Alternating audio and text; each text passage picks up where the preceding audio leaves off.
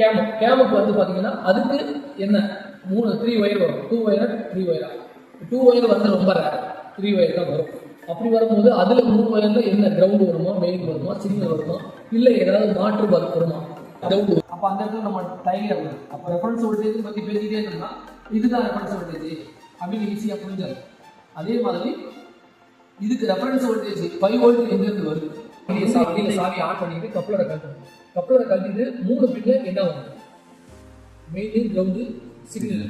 இது எங்க போகுது? நம்ம ஈஸியா கப்ளர் வரைக்கும் பார்க்கலாம். தெரிஞ்சு சென்சார்ல 5 வோல்ட் வருதா, எவ்வளவு வோல்ட் வருது? 5 வோல்ட் வந்து நான் சொல்றேன், நீங்க செக் பண்ணிடுங்க. 5 வோல்ட் வருது, 5 வோல்ட் வருதா, கிரவுண்ட் வருதா, சிக்னல் வருதா?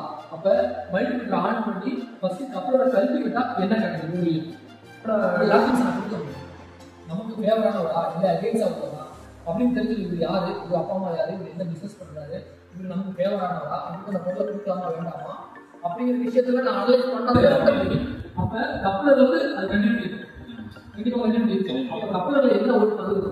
கப்ளர் ரிமூவ் பண்ணா எவ்வளவு ஓட்டு வருது? கப்ளர் ஆட் பண்ணா எவ்வளவு வரும்? வண்டியை ஸ்டார்ட் பண்ணா எவ்வளவு வரும்? ரன்னிங் எடுக்கிறது வந்து ஸ்டார்ட் ஆகும்.